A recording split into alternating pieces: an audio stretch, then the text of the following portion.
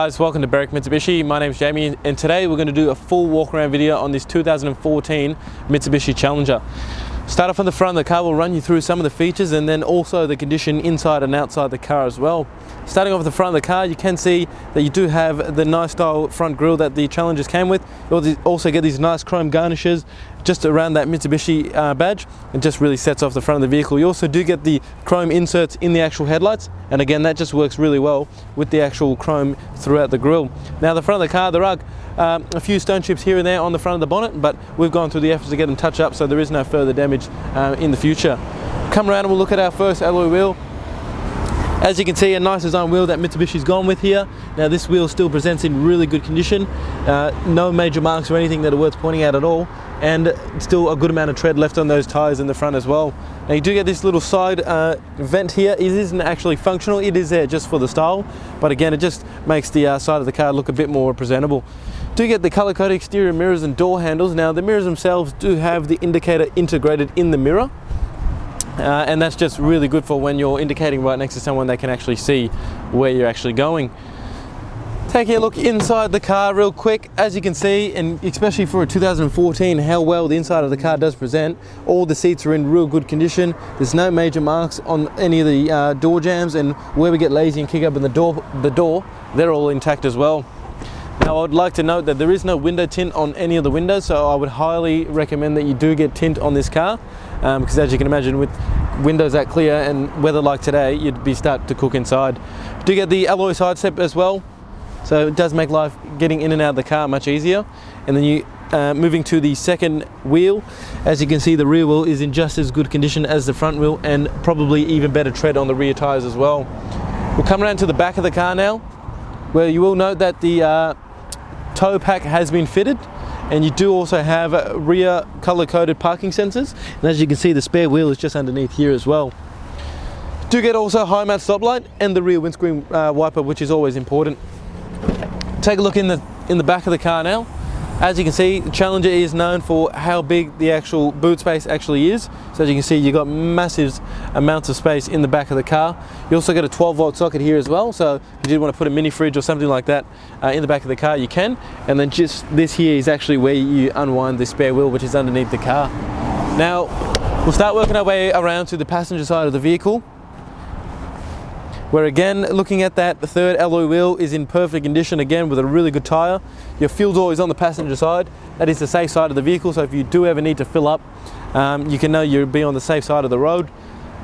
All the panel work on this side is all in good condition. There is just a bit of dust coming from the handle there. As you can see, it wipes straight off, so it is in really good condition. There's no major marks on the actual panels themselves, so you can be assured that the panel work, and there's no major scratches or anything like that as well.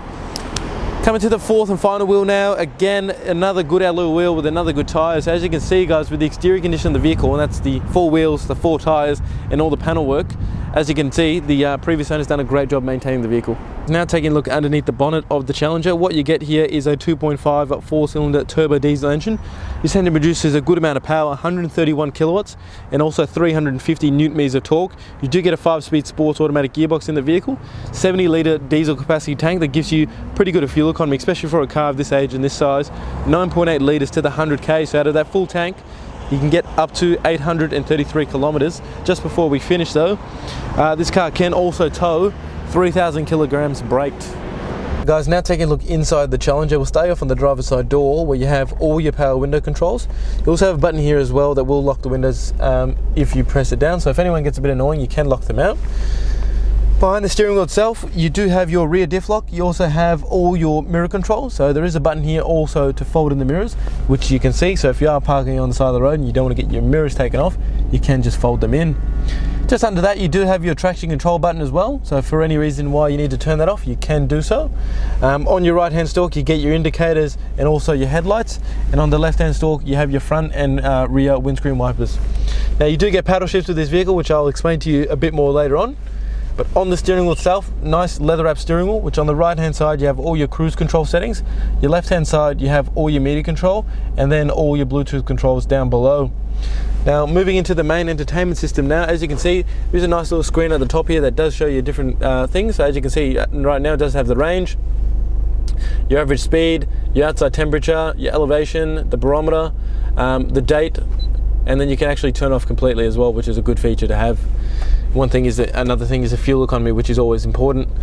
Just down below you get your nice touchscreen display, so as you can see it is nice and easy to use, it is quick. You do get AM, FM radio, USB, Bluetooth and AUX as well, and it does have digital radio too, CD, which I did mention as well, and you get a really nice display reverse camera. The sun is shining right into it at the moment, so you can't really see much, but it is a reverse camera nonetheless. Down below you have all your climate control settings, so you just set it to exactly where you want the air to come out from, what speed, and obviously what temperature as well. Down below you do get a little bit of storage down here, and then down again you do get your 12-volt socket and the button to turn off the parking sensors as well. Just under this little door down here you do get a little bit of storage, and this is where your cigarette lighter has been held as well. As I mentioned before, your automatic gearbox, now you can drive it as a normal automatic, or you can actually put it to the sport shift. You can either shift with the gears with the actual lever, or you can use the paddles on the actual back of the steering wheel as well. Really good feature for towing, just to throw that in there too. Now you do have your 4-wheel drive selector here as well, so obviously to go from 2 high to 4 high, and obviously 4 low, and that's just as simple as putting it where you need to once you're actually in neutral. Do get 2 cup holders, you get a manual handbrake, a fabric wrapped armrest, which in the armrest itself, just over here is where you get your AUX, so it is the old red and white AUX, so you can just get an adapter from probably JB Hi-Fi, something like that, probably cost you $5, and then you'll be able to plug your phone in. Do get a ashtray that you'd only be using for coins, of course, and then you have another 12-volt socket in here as well. Now I'll just get the camera person just to pan around the interior, show you the condition of the vehicle. With 111,000 kilometers on the odometer, the interior condition on this car, like the exterior, still presents really well. What we'll do now, guys, is we'll jump outside the car and we'll wrap up the video. Guys, hopefully that's given you a really good representation of not only the condition but also some of the features as well. Now just before I go, a couple of things I'd like to talk to you about. Number one, again, highly recommend that you do get window tint on this car. Another thing I would highly suggest is probably getting a bonnet protector to stop any further stone chips, and also some weather shields as well. Also, I'd like to talk to you about our premium mechanical protection plan. So it's going to give you an additional 5 years, up to 200,000 kilometers of mechanical and electric protection, 10 years of premium roadside assist, and also unlimited claims up to $3,600 per claim.